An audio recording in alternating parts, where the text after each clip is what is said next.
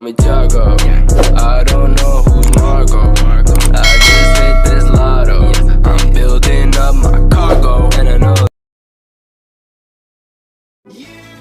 Halo semuanya, perkenalkan kami dari kelompok 7 dengan anggota.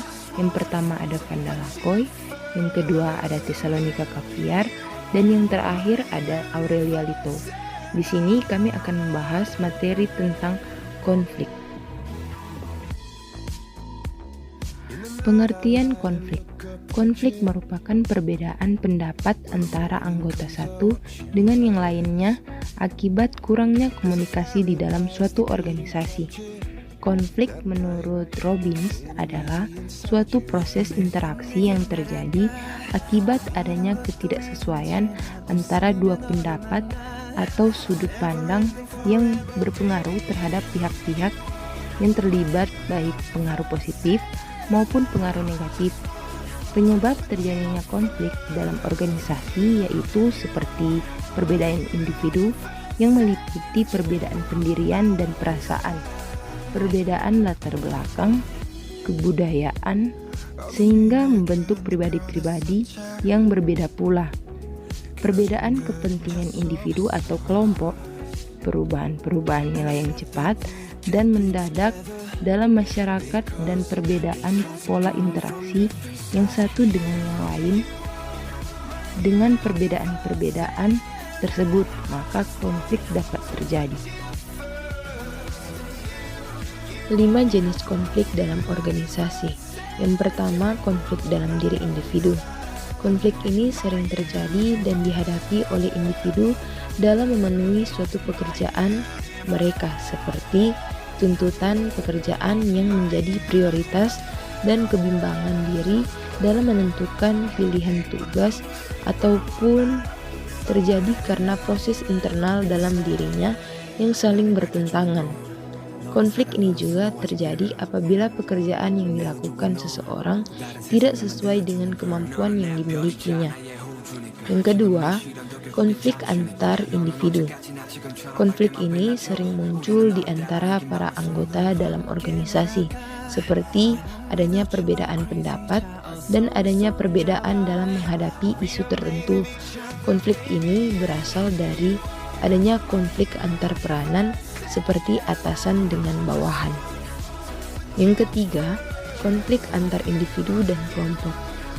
Konflik ini berhubungan dengan cara individu menanggapi tekanan untuk keseragaman yang dipaksakan oleh kelompok kerja mereka, seperti seorang individu yang diasingkan karena melanggar norma kelompok. Yang keempat, konflik antar kelompok. Konflik ini terjadi saat setiap kelompok ingin mengejar kepentingan atau tujuan kelompoknya masing-masing.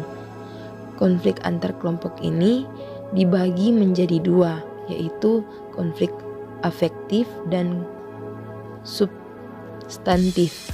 Konflik afektif adalah konflik yang terjadi karena adanya tanggapan emosional kelompok pada suatu situasi tertentu, sedangkan konflik substantif terjadi karena latar belakang keahlian setiap kelompok berbeda.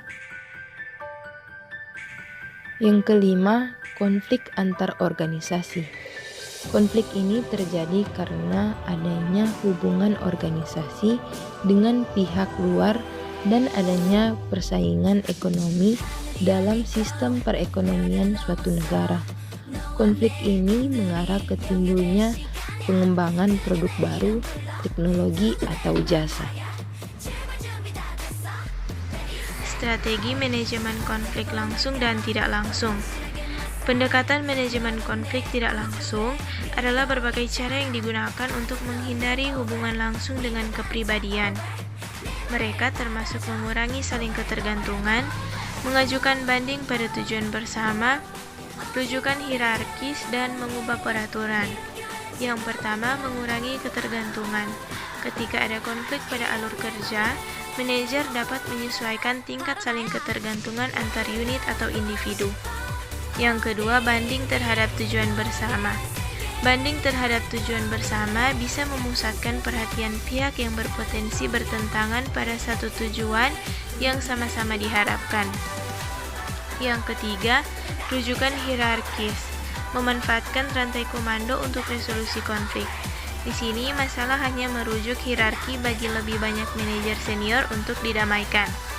Dan yang terakhir, mengubah peraturan dalam beberapa situasi. Konflik disebabkan oleh peraturan atau rutinitas perilaku yang menjadi bagian dari budaya organisasi. Pendekatan manajemen konflik langsung. Terdapat 5 cara penanganan konflik melalui pendekatan manajemen konflik secara langsung, yaitu yang pertama, bersaing. Suatu keinginan untuk memuaskan kepentingan seseorang tanpa memperhatikan dampak timbul konflik terhadap orang lain. Yang kedua, bekerja sama, yaitu sebuah situasi yang mana para pihak melakukan konflik mengenai keinginan masing-masing untuk memuaskan perhatian sepenuhnya dari semua pihak. Yang ketiga, menghindar, yaitu keinginan untuk menarik diri atau menyembunyikan diri dari konflik. Dan yang keempat, akomodatif, yaitu kesediaan salah satu pihak yang berkonflik untuk menempatkan kepentingan lawannya di atas kepentingannya sendiri. Dan yang kelima, berkompromi, yaitu sebuah situasi yang mana tiap-tiap pihak atas suatu konflik bersedia untuk menyerahkan sesuatu. Hal ini dilakukan ketika masing-masing pihak yang berkonflik berusaha mengalah dalam satu atau lain hal, terjadilah tindakan berbagi yang mendatangkan kompromi.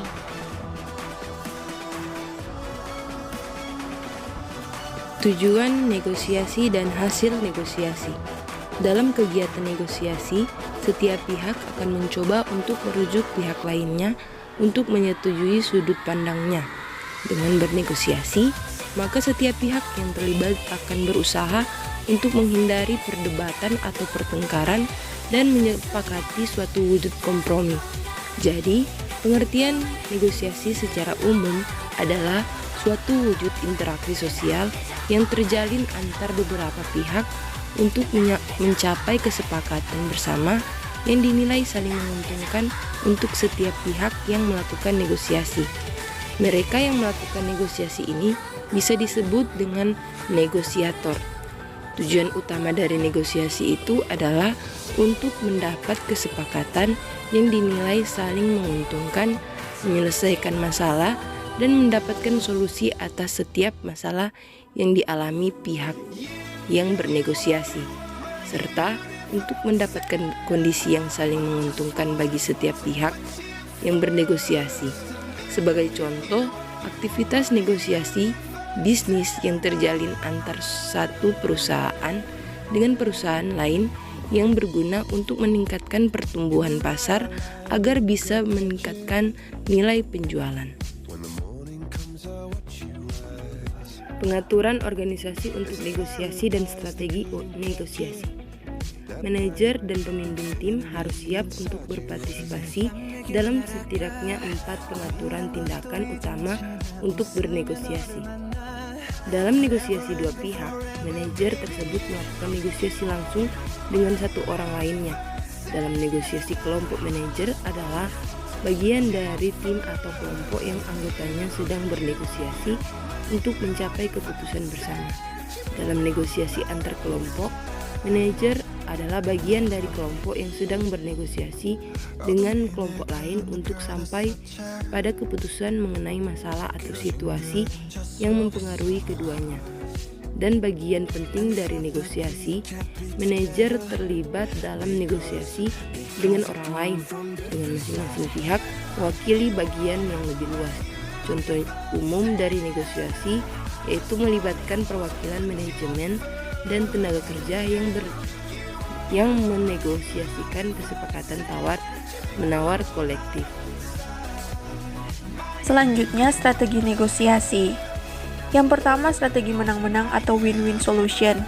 Pada strategi menang-menang, kedua belah pihak berada pada posisi yang menguntungkan, karena dalam perundingan diupayakan menciptakan suasana yang memberikan kesan tidak ada pihak yang kalah, dengan mengetengahkan pemberian atau keuntungan yang terbaik secara jujur dan adil. Dengan menang-menang, banyak hal yang bisa diraih. Setidaknya ada 3 jenis kesuksesan yang bisa tertangkap dengan cara ini, yaitu yang pertama, komunikasi strategi menjadi lebih mudah karena mempunyai tujuan bukan untuk mengalahkan partner, melainkan untuk membantunya. Yang kedua, keuntungan win-win solution dalam komunikasi strategi adalah sebuah keuntungan yang tidak terbatas, karena proyek akan lebih jadi sempurna dan proyek-proyek selanjutnya akan terbuka. Dan yang ketiga yaitu hati yang gembira akan menjadi milik Anda dan juga partner. Tidak ada hal yang lebih berharga dari suasana hari kita ketika mengerjakan sesuatu sendiri maupun dengan orang lain atau tim. Selanjutnya yang kedua yaitu strategi menang kalah atau win-loss solution.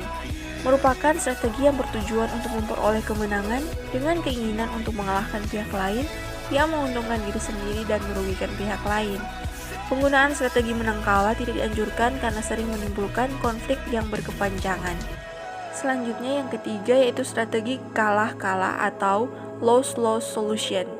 Merupakan strategi yang merugikan kedua belah pihak, di mana keduanya merupakan pihak yang kalah karena perundingan cenderung tidak menggunakan akal pikiran yang sehat, hanya melampiaskan kemarahan dan emosi sehingga tidak akan dapat menyelesaikan masalah.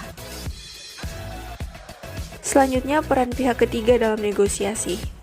Negosiasi kadang-kadang dapat dilakukan melalui intervensi pihak ketiga, seperti ketika jalan buntu terjadi dan masalah yang tampak tidak bisa dipecahkan dalam situasi saat ini.